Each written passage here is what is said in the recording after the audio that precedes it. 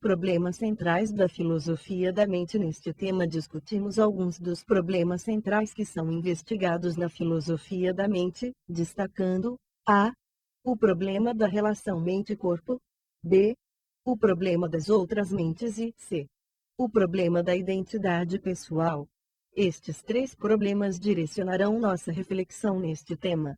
Como já apontamos, eles vêm sendo investigados de longa data na filosofia desde os clássicos ocidentais, Platão, Aristóteles, Descartes, Hume, para citar apenas alguns, e orientais, como Confúcio, Lao Tse, Daikaku, entre outros.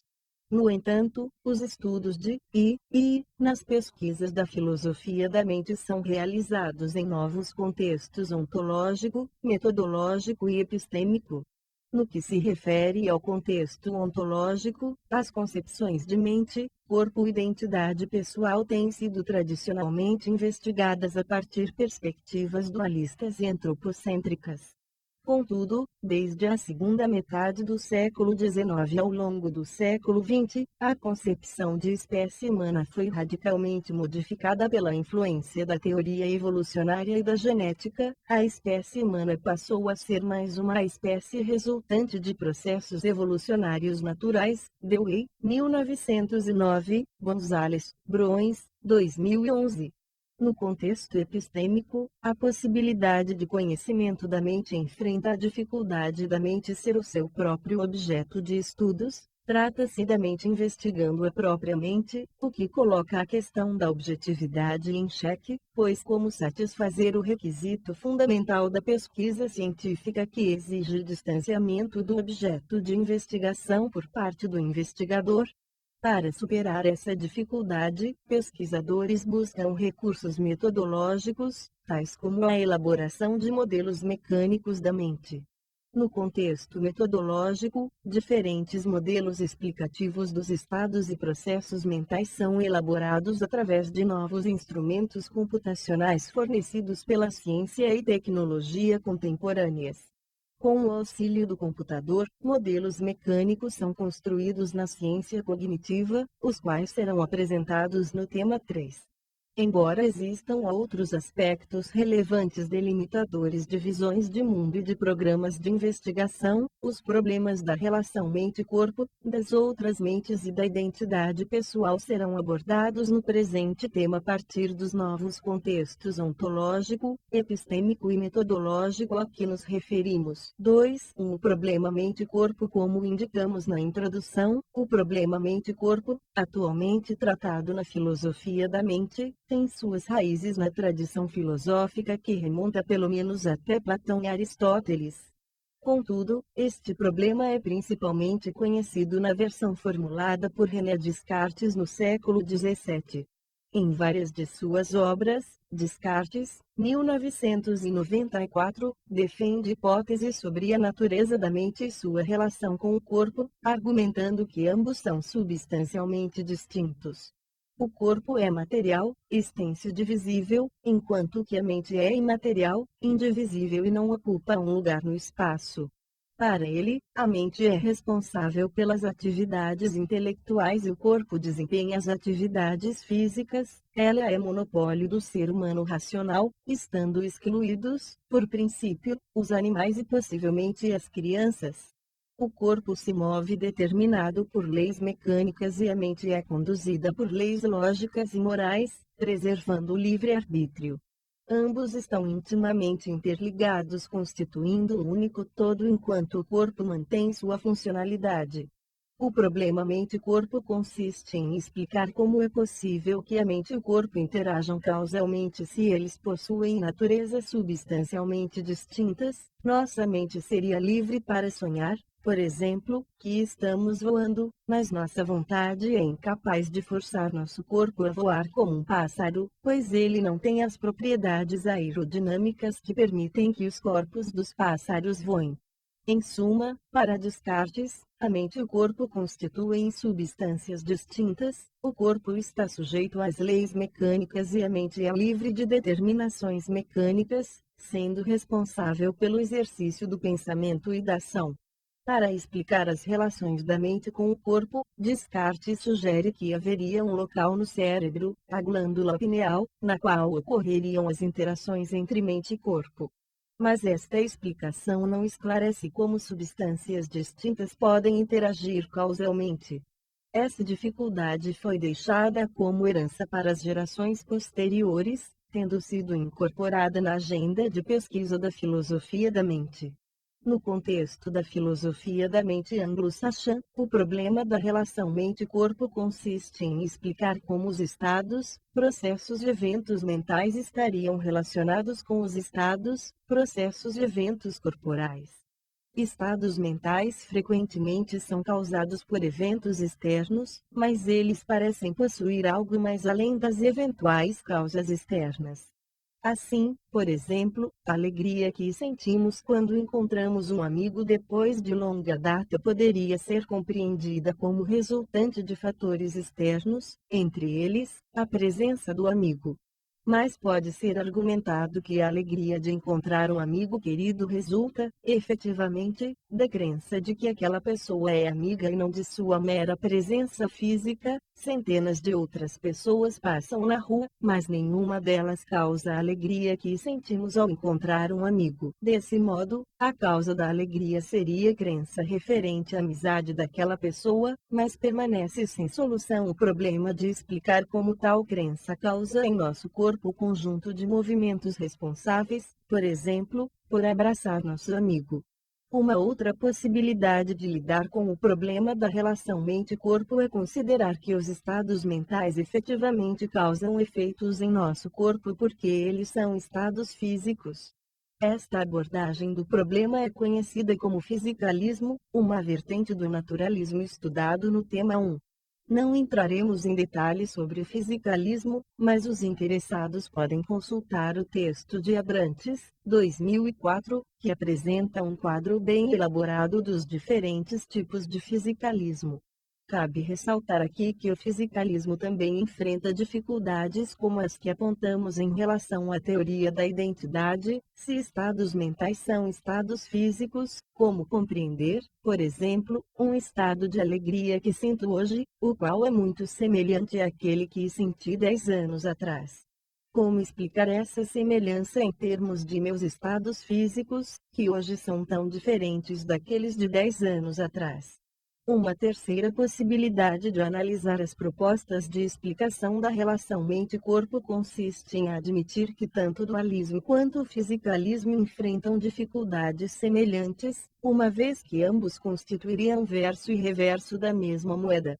Essa possibilidade é defendida pelo filósofo inglês Gilbert Ryle. Um rodapé. Algumas das teses de Ryle foram apresentadas no tema 4 da disciplina Teoria do Conhecimento quando foi abordada a distinção entre o saber como e o saber que, em um texto considerado inaugural da filosofia da mente anglo-saxã, intitulado The Concept of Mind, o conceito de mente.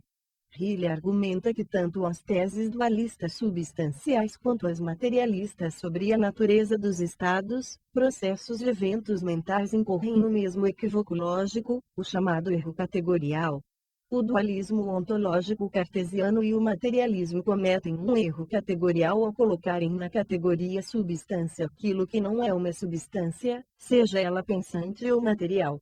Para ilustrar o erro categorial, Ryle, 2000, página 13, utiliza, entre outros, o seguinte exemplo: jogar futebol exige que se jogue com espírito de equipe. Podemos observar os jogadores chutando ou cabeceando a bola, mas não podemos observar ou cabecear o espírito de equipe, pois ele consiste no empenho com que os jogadores realizam cada jogada. O espírito de equipe não é o mesmo que chutar ou cabecear a bola, mas tampouco é algo diferente, pois é indissociável de cada jogada. Considerar que o espírito de equipe constitui uma atividade da mesma categoria que chutar ou cabecear é cometer um erro categorial. Outro exemplo é dado pelo uso da frase está na cabeça. Podemos dizer, por exemplo, que nossa crença na teoria evolucionária está na cabeça em um sentido figurado, muito diferente daquele que aparece na frase um inseto entrou pelo ouvido e está na cabeça de Antônio. Confundir o sentido da expressão na cabeça dessas duas frases, uma metafórica e outra literal, também constitui, para Riley, um erro categorial.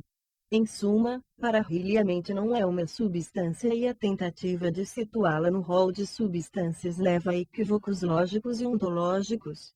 Sem a pretensão de elaborar uma teoria da mente, ele sugere que, ao invés de ser compreendida em termos substancialistas, a mente seria apropriadamente compreendida em termos funcionais. No viés da análise proposta por Riley, entendemos que boa parte das discussões entre dualismo, materialismo, eliminativismo, entre outros, decorrem de um erro categorial. Para evitar esse tipo de erro, poderíamos investigar a natureza da mente em termos relacionais e disposicionais. A concepção relacional de mente está muito próxima da concepção de mente do senso comum, ou psicologia popular, como vimos, quando este supõe a relação direta entre estados mentais e disposições no plano da ação. Como ressalta Riley, sabemos quando uma pessoa é inteligente, está pensando, está triste, alegre, ansiosa, entre outros estados, não porque sejamos telepatas ou neurocientistas, mas porque percebemos as disposições reveladas nos padrões de conduta das pessoas. Sabemos, por exemplo, que a ação de selecionar vegetais frescos, frutas e legumes para uma alimentação saudável ilustra um tipo de pensamento de alguém atento com sua saúde, bem como a sua disposição de preservar hábitos saudáveis. Inversamente, a ação pouco cuidadosa de um motorista que coloca em risco sua vida e a dos outros ilustra um estado mental de um ser pouco atento à dinâmica das relações responsáveis pela preservação da vida, bem como a possibilidade de gerar acidentes no seu percurso. Com os exemplos acima, indicamos uma abordagem externalista, Riley, 2000, Burge, 1979, Putnam, 1975, Clark, 2001, 2008, do problema mente-corpo. De acordo com essa abordagem, mente e corpo constituem uma unidade situada ambientalmente, cujas propriedades se caracterizam pela interação coletiva de agentes que compartilham hábitos de conduta. Esta abordagem externalista da mente nos remete a um outro problema, conhecido como o problema das outras mentes, de que trataremos no tópico seguinte. 2. O problema das outras mentes. O problema das outras mentes pode ser assim formulado: como podemos justificar nossa crença de que outros, além de nós, têm mentes? Sloop, 2009. A dificuldade subjacente a este problema não é propriamente a nossa crença de que outras pessoas, por exemplo, possuem uma vida mental, ela reside em como justificar tal crença. A importância de buscar uma justificação dessa crença fica mais clara em situações limite, por exemplo, quando perguntamos se uma pessoa em coma, com sérias lesões, sente dor ou preserva alguma vida mental. Tal busca também se mostra relevante quando se trata da indagação sobre se organismos não humanos ou modelos artificiais têm mentes. Os exemplos acima indicam que há pelo menos dois aspectos do problema das outras mentes a ser considerados, ambos de natureza epistemológica.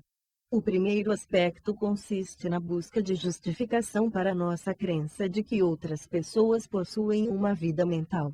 O segundo, diz respeito à dificuldade de formar um conceito de mente a partir de nossa vida mental pessoal, Sloop, 2009, na medida em que a postulação de um conceito supõe a possibilidade de generalização.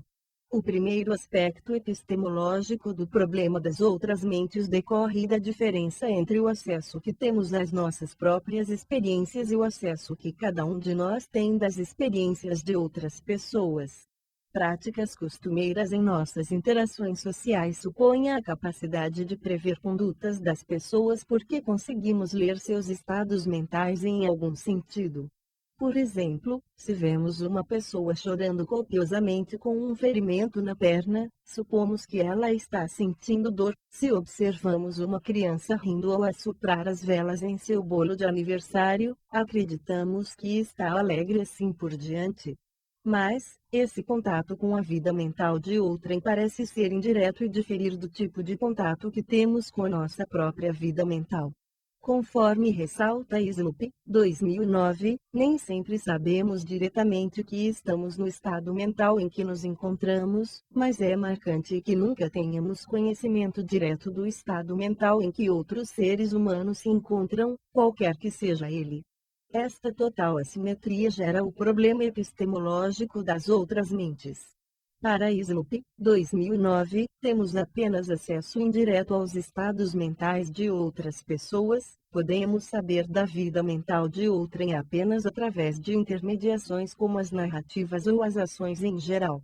Nesse sentido, haveria duas propostas de solução do primeiro aspecto epistemológico do problema das outras mentes: a busca da melhor explicação, a suposição de que outras pessoas têm uma vida mental parece explicar a sua conduta de modo mais satisfatório do que considerar que as pessoas agem independente de uma vida mental, como seria o caso de um zumbi. B. Inferência por analogia, este tipo de explicação apela para semelhanças que existem entre as pessoas. Se pertencemos à mesma espécie, tendemos a ter uma conduta semelhante em circunstâncias parecidas. Além disso, dado que somos constituídos pelo mesmo tipo de matéria orgânica e temos possibilidades e limitações físicas semelhantes, acreditamos que outras pessoas têm, como nós, desejos, dores, sensações, entre outros, análogos às nossas. No que se refere ao aspecto conceitual do problema das outras mentes, Sloop, 2009, apresenta o seguinte exemplo: como posso estender meu conceito de dor para além de minha própria dor? Ele ressalta que a formulação de um conceito exige algo a mais do que uma mera generalização indutiva de uma experiência pessoal única. Embora tenhamos a competência semântica para reconhecer o sentido do termo dor, também temos frequentemente a impressão de que a dor que sentimos em certas circunstâncias não é a mesma que outras pessoas sentem em circunstâncias análogas. O problema das outras mentes também se coloca na perspectiva ontológica, com mais destaque nas abordagens internalistas, as quais podem ser descritas em, pelo menos, duas maneiras. De acordo com a primeira, mais conhecida, a mente é interna e acessível apenas ao seu portador através de representações mentais abstratas.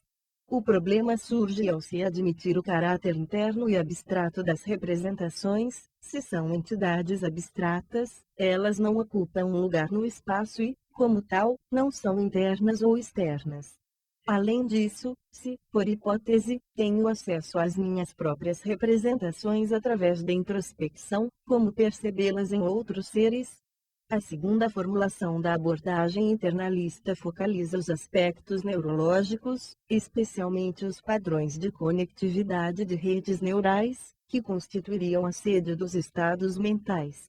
O problema surge aqui com a dificuldade, já apresentada no tema 1, de explicar a relação mente-cérebro, como procuram fazer os teóricos da identidade e os eliminativistas. As duas formulações da abordagem internalista do problema das outras mentes, apesar de diferirem sobre a natureza do objeto investigado, seja ele caracterizado como uma representação abstrata ou como um padrão de conectividade neurológica, ambas enfrentam dificuldades até agora não resolvidas. Uma tentativa de evitar tais dificuldades é proposta pelos externalistas mencionados no tópico 2.1. Além do externalismo, a psicologia popular também oferece alternativas para enfrentar as dificuldades do problema das outras mentes.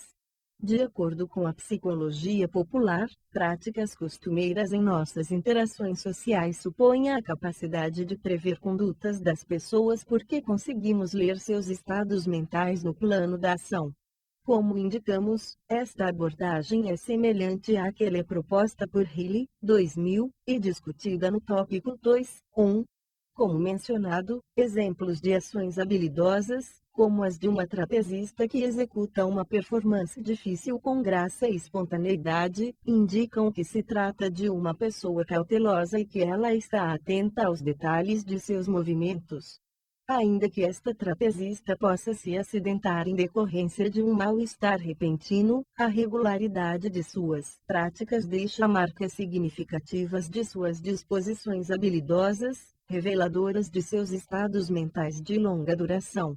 Passado o mal-estar, ela poderia repetir com sucesso sua performance, o que não ocorreria com um novato qualquer. A partir da suposta capacidade de leitura da mente, a psicologia popular oferece uma teoria da mente para explicar aspectos dos estados mentais e formas de agir em diferentes contextos. Nesse sentido, uma vez mais, ela se aproxima da abordagem externalista. Não duvidamos que as pessoas tenham mente e a observação de sua conduta, em diferentes contextos, desempenham um importante papel em nossa capacidade de compreender seus estados mentais. Críticos desta perspectiva podem alegar que as pessoas constantemente se enganam em sua leitura de estados mentais. Quando assistimos a um filme, por exemplo, a atuação dos atores pode ser tão convincente que nos leve a acreditar que eles efetivamente estão sentindo dor, alegria, tristeza ou felicidade enquanto representam. Mas este engano se dissipa facilmente quando consideramos o contexto e lembramos que se trata de atores representando personagens durante certo tempo. Situações de dissimulação e de acidentes na vida cotidiana, como no exemplo da trapezista, também tendem a ser dissipadas pelo fator temporal. Depois de certo período de tempo, os acidentes, as mentiras e as dissimulações tendem a ser descobertas por observadores atentos às incoerências nas declarações dos indivíduos e às mudanças radicais nos seus padrões de ação. Em síntese, o problema das outras mentes tem sido analisado nas perspectivas internalista e externalista sem uma solução consensual na comunidade filosófica. Neste tópico procuramos indicar as dificuldades que ambas enfrentam, destacando algumas possíveis vantagens da abordagem externalista, dada a sua eficácia pragmática na antecipação da conduta. No próximo tópico veremos como ambas as perspectivas tratam do problema de explicar a identidade pessoal. 3. O problema da identidade pessoal. Antes de tratar do problema da identidade pessoal, vamos rapidamente esclarecer em que sentido podem ser entendidos os conceitos de identidade e de pessoa. Em primeiro lugar, o conceito de identidade tem pelo menos dois sentidos: a identidade numérica, qual seja, aquela que não se confunde com nenhuma outra, ela pertence ao gênero denotado pelo sinal de igualdade em expressões matemáticas. Assim, por exemplo, a expressão 1 mais 1 igual a 2, as expressões 1 mais 1 e 2 representam o mesmo número. Ceder, 2010. B. Identidade qualitativa, que ocorre quando duas coisas diferentes têm as mesmas propriedades. No que se refere, por sua vez, ao conceito de pessoa, existem muitos sentidos utilizados em diferentes domínios como o da psicologia, direito, ética. Para começar nossa análise, no entanto, propomos o conceito de pessoa sugerido por Leclerc, 2003. Ser uma pessoa é instanciar numerosas propriedades psicológicas, relacionais extrínsecas enraizadas em um ambiente natural e social. Dentre essas propriedades podemos citar autoconsciência, autonomia e capacidade de aprender. Em se tratando da identidade pessoal, estamos supondo o conceito de identidade numérica ou mesmidade. Costa, 2005. Feitos estes esclarecimentos iniciais, podemos agora formular o problema da identidade pessoal do seguinte modo: como é possível que uma pessoa permaneça a mesma ao longo do tempo apesar das mudanças biológicas, culturais, sociais, dentre outras, às quais está sujeita? Por um lado, temos a convicção de que somos hoje os mesmos que éramos anos atrás, por exemplo, e estendemos essa convicção em relação às outras pessoas, apesar das constantes transformações por que passamos durante nossas vidas. Por outro lado, há situações em que as mudanças são tão profundas que essa convicção é abalada, por exemplo, quando alguém descobre repentinamente, já adulto, que é filho adotivo e que seus pais e irmãos biológicos lhe são totalmente desconhecidos. Como indicamos na introdução deste tema, o problema da identidade pessoal foi abordado por vários filósofos clássicos, especialmente Hume, 2001, e Locke, 1999, nos contextos epistêmico, ontológico e metodológico de sua época. A filosofia da mente contemporânea propõe uma discussão do problema em diferentes contextos que passamos a discutir. Do ponto de vista epistêmico, o problema da identidade pessoal se coloca em relação aos critérios de identidade.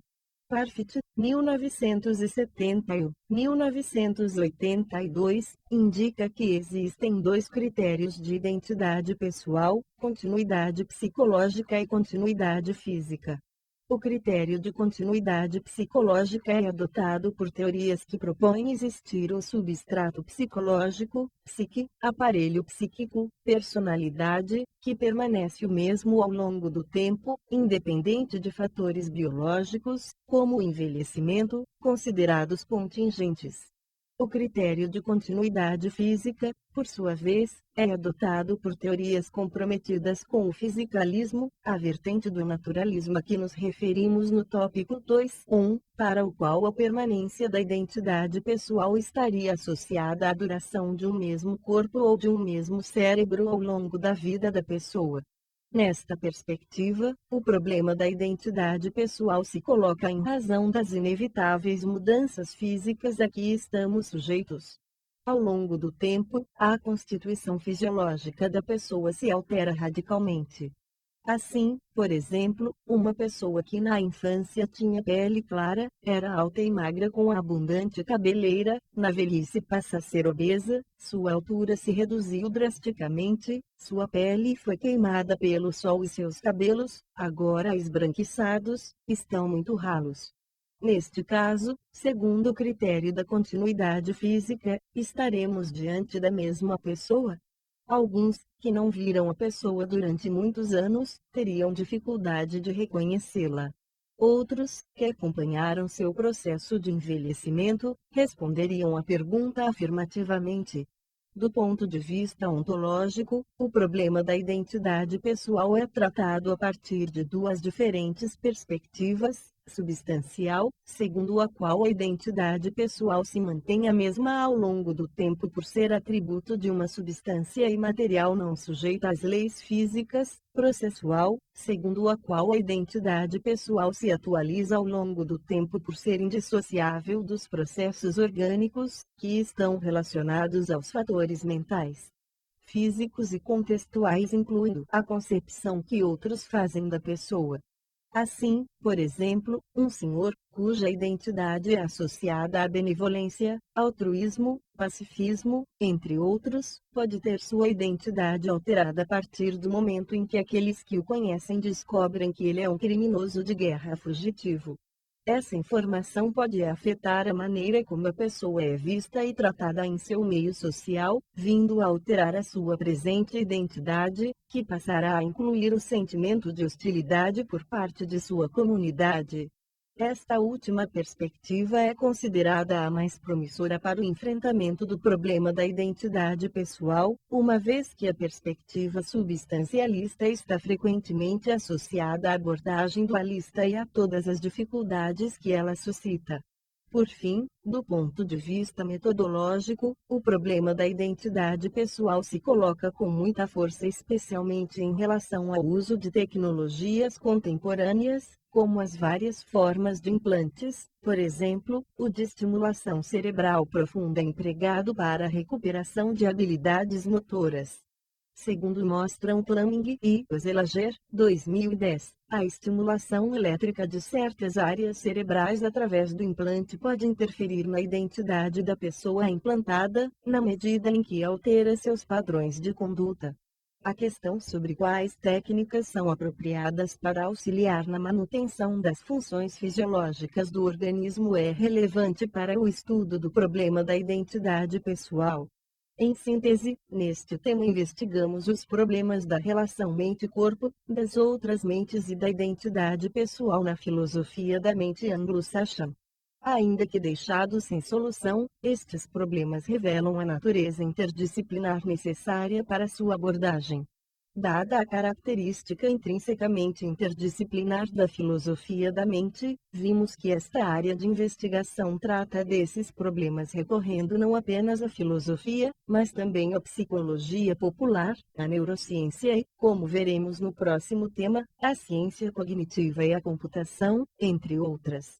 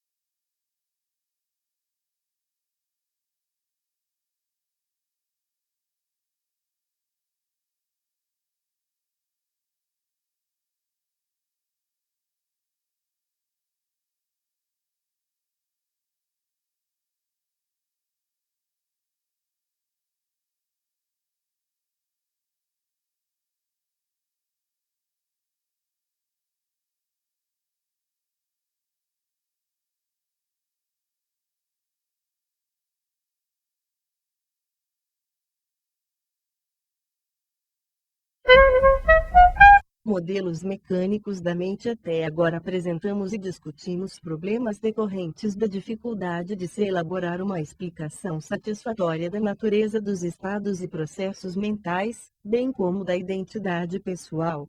Essa dificuldade parece ter suas raízes no fato de que os estudiosos da mente têm que recorrer à própria mente para analisar a mente.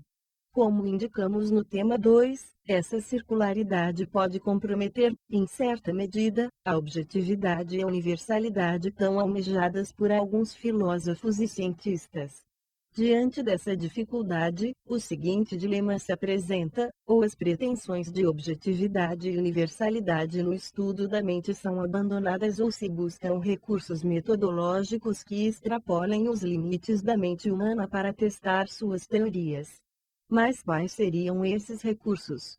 A proposta dos cientistas cognitivos é, justamente, fornecer um método, conhecido como método sintético de análise, que possibilita a criação de modelos mentais artificiais.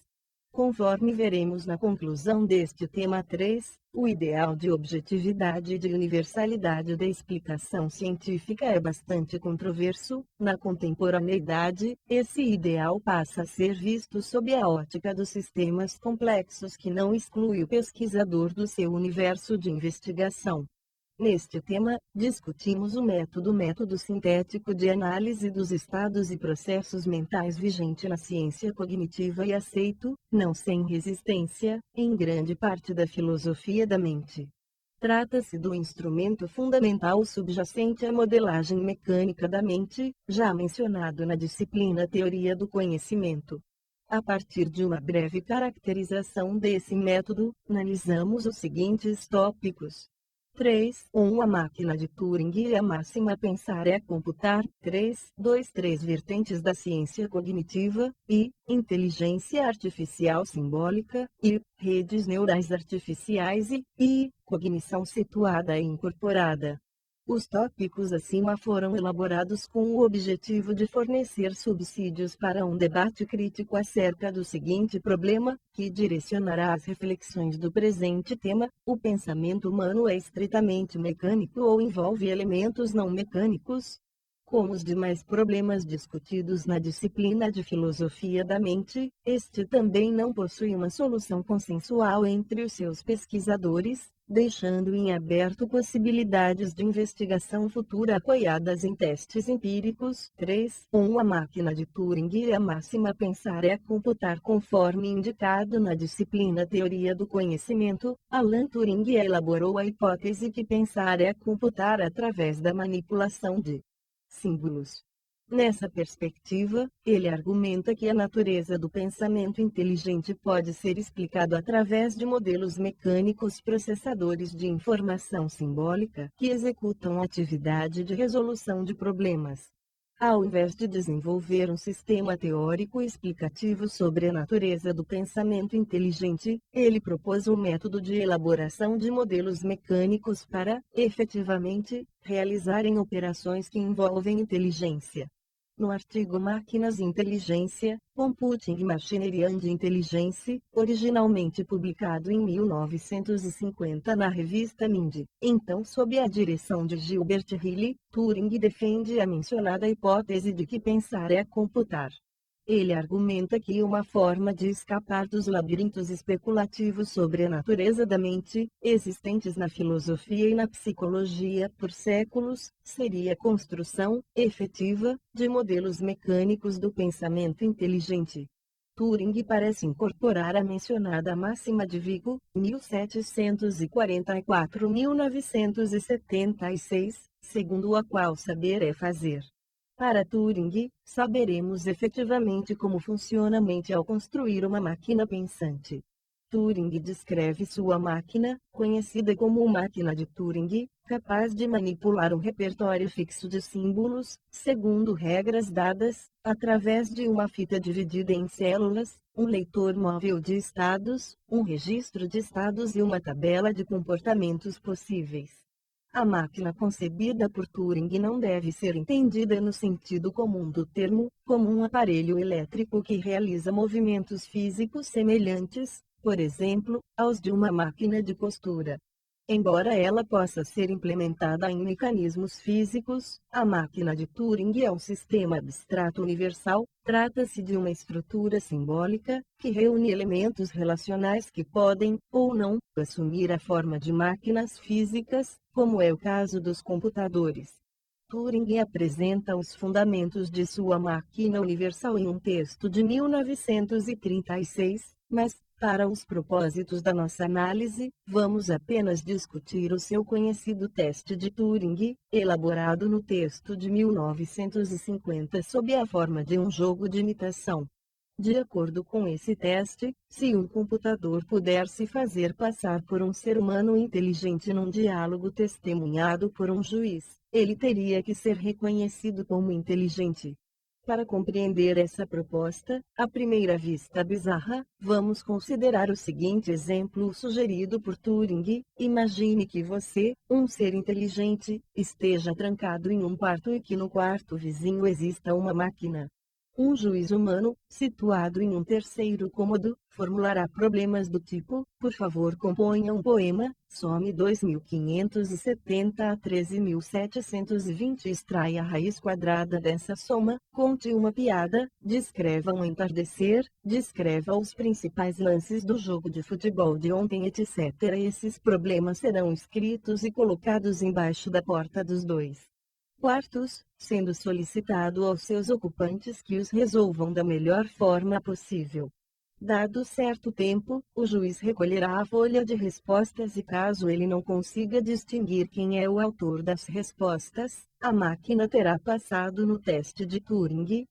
A moral da história é que, dado que você, de fato, é um ser inteligente, que resolveu apropriadamente os problemas e admitindo que a máquina conseguiu resolvê-los de modo igualmente inteligente, então ela teria também que ser considerada inteligente. Como Turing indica, tanto você quanto a máquina poderiam propositalmente tentar enganar o juiz, declarando, por exemplo, que não sabem escrever poemas, que não assistiu o jogo de futebol ou que não consegue fazer cálculos complicados. Sendo admitida a dissimulação, ela não constitui um entrave para a realização do teste de Turing.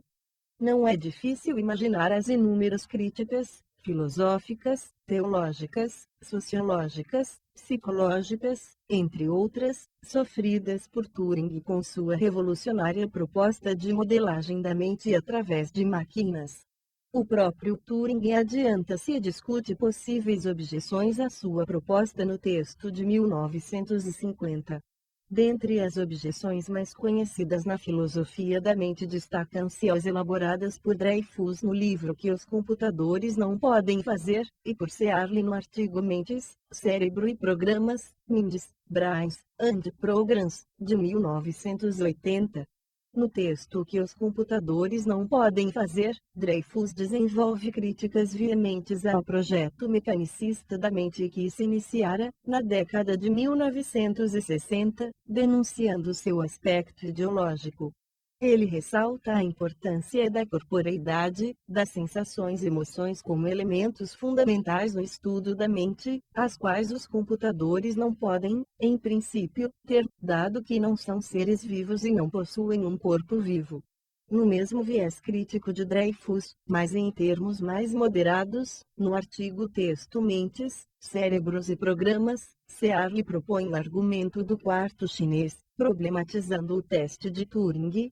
Ele sugere uma situação hipotética em que uma pessoa, que não sabe mandarim, está dentro de um quarto com todas as instruções em seu próprio idioma para manipular símbolos chineses. Essa pessoa recebe cartões com símbolos chineses por uma pequena abertura em seu quarto e, graças às instruções que possui em seu próprio idioma, consegue dar respostas destituídas de significado para elas, que ignora o mandarim, mas que para um juiz externo criam a ilusão de serem respostas significativas e adequadas. Cabe ressaltar que a pessoa que manipulou os símbolos não sabe mandarim e nem aprendeu o idioma enquanto seguia as instruções em sua própria língua. Neste sentido, ela está apenas seguindo instruções, como uma máquina que opera sem a compreensão do significado do que está fazendo. Este exemplo ilustra, segundo Searle, que o processamento de informações dos modelos mecânicos se limita à manipulação da sintaxe sem entrar no domínio do significado, indispensável ao estudo da mente. Em resumo, o argumento de Searle procura ressaltar que, embora modelos computacionais possam constituir ferramentas para o estudo da inteligência, eles não constituem um bom instrumento explicativo sobre o funcionamento da mente. As críticas elaboradas por muitos filósofos, bem como o fato que até o momento nenhuma máquina conseguiu passar no teste de Turing por um tempo satisfatório, colocam em xeque a adequação da proposta de Turing para o estudo da mente. Contudo, o teste de Turing é considerado uma das bases fundamentais da ciência cognitiva nas suas três vertentes, I, inteligência artificial simbólica, e redes neurais artificiais e cognição situada e incorporada. No tópico 3.2 apresentamos as principais características dessas vertentes. 3.2 vertentes da ciência cognitiva. O projeto ambicioso de Turing de explicar a natureza da mente através da elaboração de modelos mecânicos propiciou o surgimento da inteligência artificial, das redes neurais artificiais e da robótica cognitiva, esta última também conhecida como cognição incorporada e situada. Essas áreas de investigação constituem as três vertentes da ciência cognitiva. Elas possuem em comum um método sintético de análise, cujos pressupostos centrais são, e, a hipótese de que a modelagem mecânica de processamento de informação fornece subsídios fundamentais para a compreensão e a explicação da natureza dos estados e processos mentais, e, estados mentais devem ser analisados em termos internalistas. Eles são internos aos sistemas processadores de informação, e o teste de Turing é um balizador do sucesso de um modelo. Ele indica a compreensão, por parte do programador, das principais etapas do pensamento inteligente responsável pela resolução de problemas. A partir dos pressupostos acima, modelos mecânicos são elaborados como substitutos de teorias explicativas da atividade mental inteligente. Conforme ressalta Dupuy, a noção de modelo assume na ciência cognitiva uma nova dimensão explicativa. Se trata de uma idealidade, no mais das vezes formalizada e matematizada, que sintetiza um sistema de relações. O modelo é como uma forma abstrata que vem encarnar-se ou realizar-se nos fenômenos. 1996. Página 23. Parte do que se faz nesta área de pesquisa interdisciplinar, que envolve também a computação e a robótica, tem interesse estritamente tecnológico e não possui estreita relação com as pesquisas propriamente filosóficas. Contudo, o que interessa para o presente estudo é a sua parceria com a filosofia da mente e a semiótica, na medida em que ela fornece subsídios para o estudo da natureza informacional dos processos de pensamento. Além do mencionado artigo de Turing, 1950, outro texto escrito por Hilary Putnam em 1960, intitulado A Natureza dos Estados Mentais, The Nature of Mental States, deu inicialmente sustentação à hipótese mecanicista da mente. Nesse texto, Putnam adota a perspectiva funcionalista, já mencionada, da múltipla realizabilidade. De acordo com a perspectiva da múltipla realizabilidade, diferentes estruturas físicas podem conduzir ao mesmo resultado funcional na realização de uma tarefa. Assim, por exemplo, a operação de adição pode ser realizada através do agrupamento de maçãs, da manipulação de um ábaco de madeira ou de uma calculadora digital. Nessa perspectiva, Putnam, 1960, argumenta que estados mentais são estados funcionais que se estabelecem através de relações causais entre estímulos sensoriais, inputs, outros estados mentais e comportamentos, outputs. Adotando a hipótese da múltipla realizabilidade, os cientistas cognitivos dos anos de 1960 julgavam que para modelar processos mentais seria preciso entender os seus mecanismos funcionais e não o substrato material que os instancia. Essa concepção funcionalista da mente, aliada à proposta mecanicista de Turing, forneceu as ferramentas teóricas necessárias para a modelagem de processos cognitivos, então concebidos como capacidades funcionais de processamento de informação.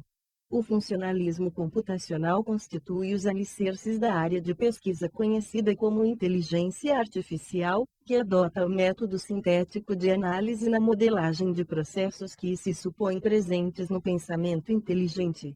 Uma versão do método analítico de grande interesse para a inteligência artificial e para as redes neurais artificiais é denominado método sintético de análise, cujo pressuposto central é a hipótese de que a modelagem fornece subsídios fundamentais para a compreensão e a explicação da natureza dos estados e processos mentais.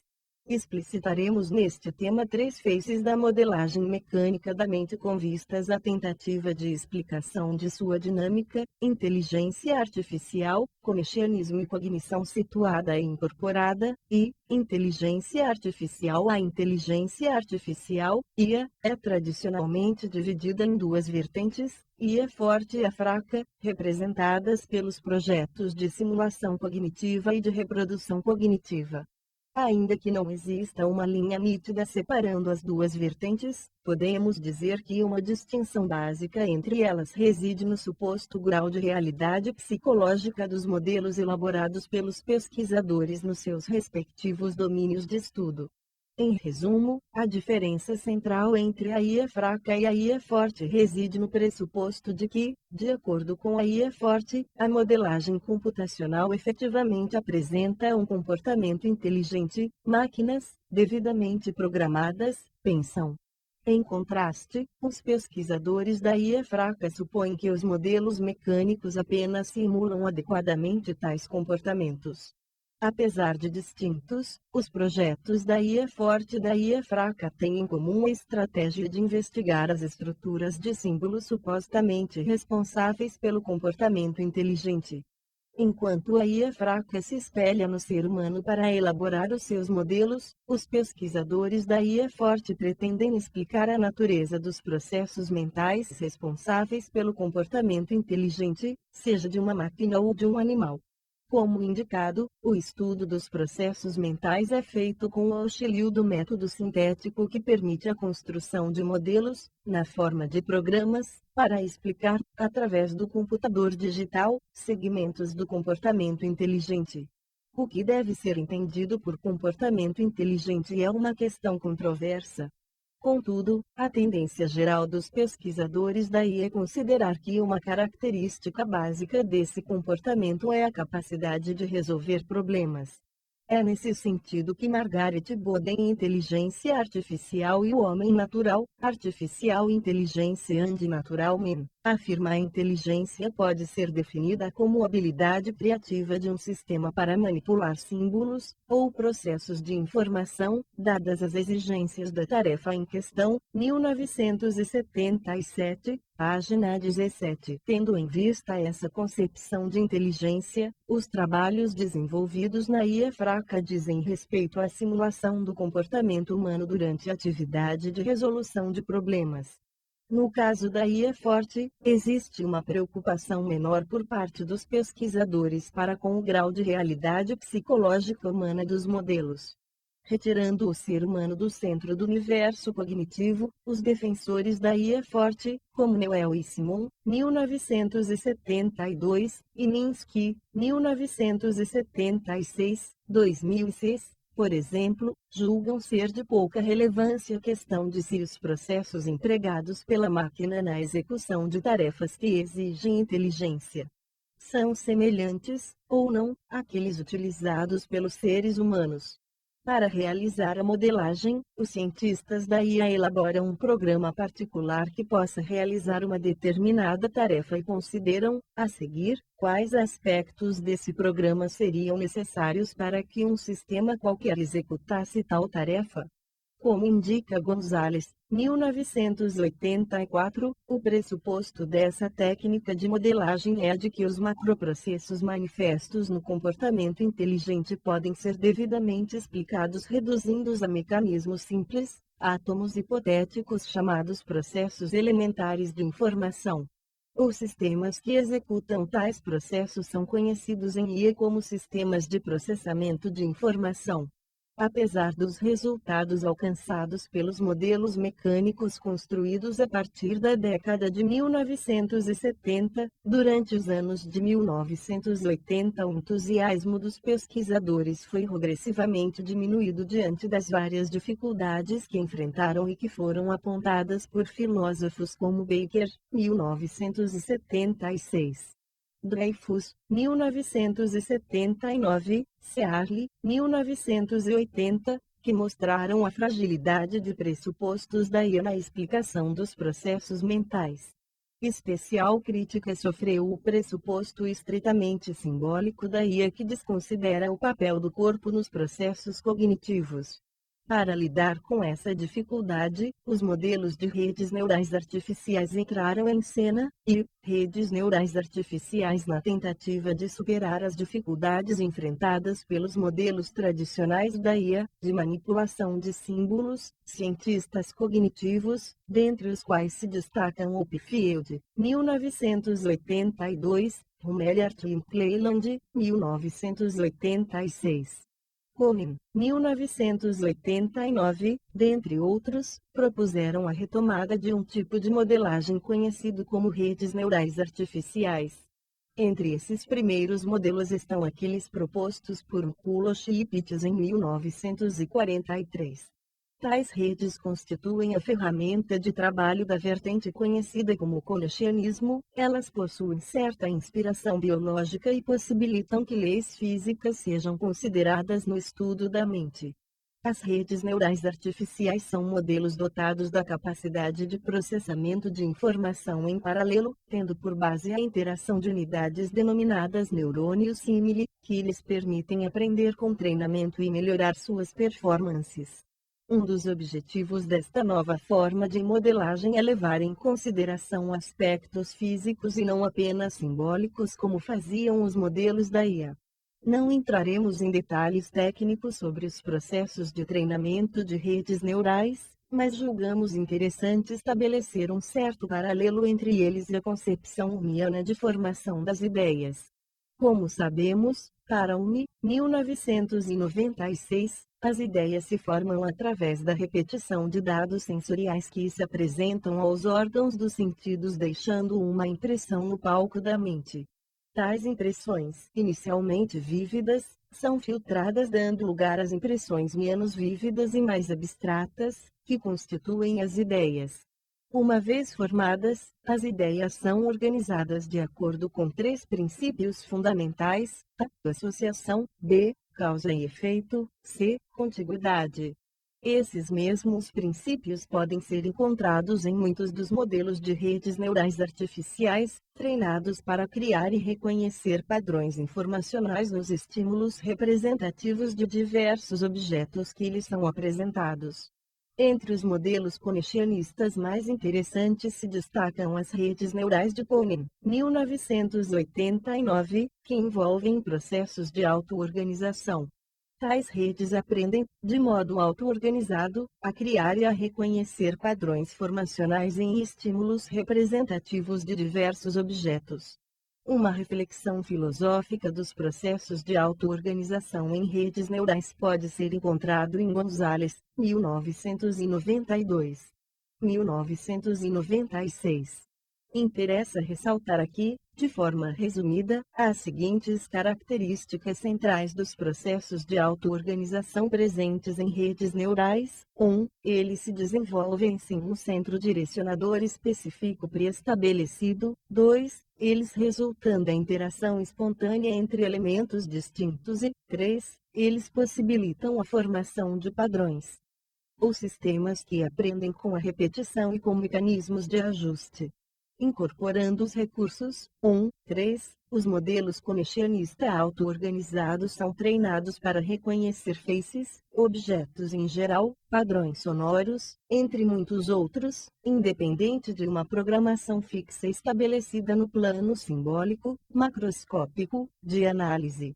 Os padrões que eles aprendem a reconhecer emergem da interação entre as unidades neurônios símile, no plano físico, microscópico, de estruturação da rede neural artificial. Os conexianistas argumentam que os padrões formados nas redes neurais artificiais reúnem elementos indicativos do conteúdo informacional dos objetos reconhecidos, superando dessa forma as críticas do tipo quarto chinês que enfraquecia o poder explicativo dos modelos da IA simbólica. Embora seja discutível o avanço propiciado pelo projeto de pesquisa conexianista, em sua tentativa de superação dos problemas próprios aos modelos da IA tradicional, cabe destacar que modelos de redes neurais são frequentemente instanciados em máquinas de Turing sem prejuízo para sua performance. Por tal razão, os defensores da IA tradicional alegam que, no limite, o processamento em paralelo das redes neurais pode ser reduzido ao processamento simbólico sequencial próprio da máquina de Turing. Se assim for, a despeito dos esforços dos idealizadores dos modelos de redes neurais de superarem problemas dos modelos simbólicos, alguns deles reaparecem em alguma medida, sobretudo relacionados à redução funcional que propiciam. Ainda que permaneça em aberto a polêmica sobre a relação do conoceanismo com o funcionalismo computacional da IA, o fato é que ambos acabam por subestimar a relevância da ação efetiva dos modelos em sua frágil relação com o meio ambiente, e com o corpo, no estudo dos processos mentais. Como veremos a seguir, uma vez mais, na tentativa de superar essa dificuldade, uma nova vertente da ciência cognitiva, denominada cognição situada e incorporada, surge na década de 1990 em parceria com a robótica. E, cognição incorporada e situada como indicamos, esta perspectiva teórica começa a se delinear a partir dos anos de 1990 e tem como pressuposto central a hipótese que os processos mentais e o comportamento inteligente estão diretamente relacionados à complexa rede de interações entre os organismos e o meio ambiente. Ao ressaltar o aspecto corporal dos processos mentais, esta abordagem destaca a integração e a interdependência existente entre processos corpóreos em geral, metabólicos, hormonais, etc., e os processos mentais. Além disso, esta abordagem chama atenção para as relações que o organismo estabelece com o meio ambiente em que está fisicamente situado e a influência que características ambientais têm no desenvolvimento de processos mentais. Cognitivistas como Clark, 2001, 2008, e Azelager, 2004, entendem que é preciso criar modelos robóticos corpóreos e ambientalmente situados que sejam capazes de desempenhar performances inteligentes análogas às que efetuam os organismos biológicos. A elaboração de tais modelos visa ressaltar a importância dos processos de auto-organização para lidar com os desafios imprevistos que surgem em ambientes não controlados. Em especial, a cognição incorporada e situada focaliza a relação corpo-ambiente em sua permanente, e de dupla mão, busca por ajustes para adaptação às novas variáveis que tal interação dinâmica gera. Uma das grandes virtudes desta abordagem é que ela permite levar em consideração uma multiplicidade de fatores hoje reconhecidos relevantes para a compreensão dos processos mentais que até então foram preteridos pelas vertentes da IA e das redes neurais artificiais. Na contemporaneidade, a cognição incorporada e situada propõe modelos dos processos estados mentais que possuem uma certa plausibilidade biológica, inclusive levando em conta fatores envolvendo a multiplicação e a complexificação das possibilidades de interação dos modelos mecânicos, agora na forma de robôs, com o ambiente e do ambiente com tais modelos. Em síntese, o suporte filosófico da cognição situada e incorporada é fornecida pelas teorias de auto-organização, da filosofia ecológica e da neurofilosofia, as quais investigam fenômenos emergentes de interação dinâmica entre elementos constituintes de sistemas complexos. Contudo, entendemos que apesar dos avanços realizados nesta nova vertente da ciência cognitiva, ainda temos aqui os principais pressupostos do método sintético, quais sejam: 1. A cognição é uma capacidade individual, interna dos sistemas que processam informação. 2. Uma forma apropriada de verificar a força explicativa das hipóteses sobre a natureza dos processos estados mentais reside na elaboração de modelos mecânicos, robôs auto-organizados. 3. O sucesso da modelagem deve ser avaliado pelo teste de Turing e não é difícil de se imaginar que a manutenção dos pressupostos do método sintético, e conseguintemente, da hipótese mecanicista no estudo dos processos mentais continua gerando grande indignação entre filósofos, teólogos, psicólogos, entre outros. Uma amostra dessa indignação pode ser percebida na seguinte passagem de Kravchenko: tenho grande respeito por Alan Turing, mesmo que seja por uma simples razão: poucos cientistas foram capazes de enfeitiçar de modo tão profundo as mentes de outros pesquisadores no estudo da cognição, cegando-os em relação a qualquer evidência empírica e ou argumentos teóricos contra a famigerada hipótese de que pensar é computar. 2007. Como indicamos no início deste tema, a nossa problemática central, que organizou a presente reflexão, consiste em apresentar evidências sobre a plausibilidade da hipótese mecanicista da natureza do pensamento. Vimos que uma das motivações centrais para a elaboração de modelos mecânicos da mente na ciência cognitiva reside na aparente dificuldade gerada pelo fato que os estudiosos da mente têm que recorrer à própria mente para analisar a mente. Contudo, o argumento da suposta dificuldade de a mente ser seu próprio objeto de estudo, não parece ser uma autêntica dificuldade. Pois, que tipo de problema teríamos aí? Falta de distanciamento do objeto de estudo? Talvez seja interessante diferenciar objetividade e não envolvimento. Será que o envolvimento em um tema compromete seriamente a objetividade do sujeito? Há inúmeros contra-exemplos para desafiar esta crença. Os melhores historiadores costumam ser filhos da própria cultura que estudam e, não raro, testemunhas dos acontecimentos que descrevem. Um avião consegue medir sua própria velocidade com excelente precisão através de inferências, dentre muitos outros exemplos. Alguns críticos admitem que se o fato de a mente ser concomitantemente instrumento e objeto de estudo constitui um problema sério, não fica claro por que ou como modelos mecânicos da mente ajudam a superar esta dificuldade. Em direito, os juízes tendem a rejeitar testemunhas que tenham um grau de parentesco com o réu, nem tanto pelo fato de haver envolvimento emocional. A vítima também costuma ter envolvimento emocional com o réu e, no entanto, seu testemunho costuma ser muito valorizado, mas principalmente porque, por questões de lealdade ou solidariedade com o réu, os parentes podem produzir falsos testemunhos. Porém, se a única testemunha de um crime é um parente de primeiro grau do réu ou da vítima, seu depoimento é levado em conta pelos juízes.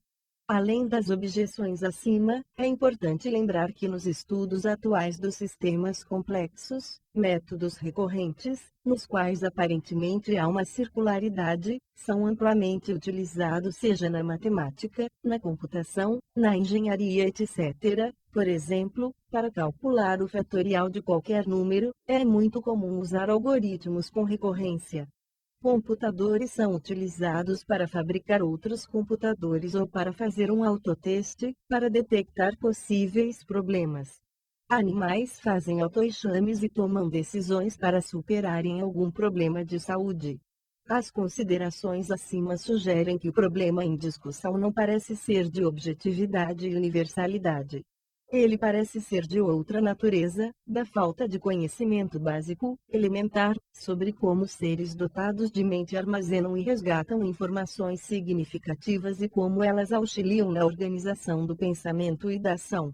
Somente o conhecimento da região de ativação de um mecanismo, ou de sua interação mecânica com o meio não parece ser suficiente para explicar o funcionamento desse complexo sistema de relações. Conforme sugere Edgar Morin no livro Ciência com Consciência, a nova ciência, seja da mente ou de qualquer outro objeto de investigação, exige que se inclua não apenas o olhar do observador em suas investigações, mas, e principalmente, a consciência desse olhar que marca a característica central dos sistemas complexos.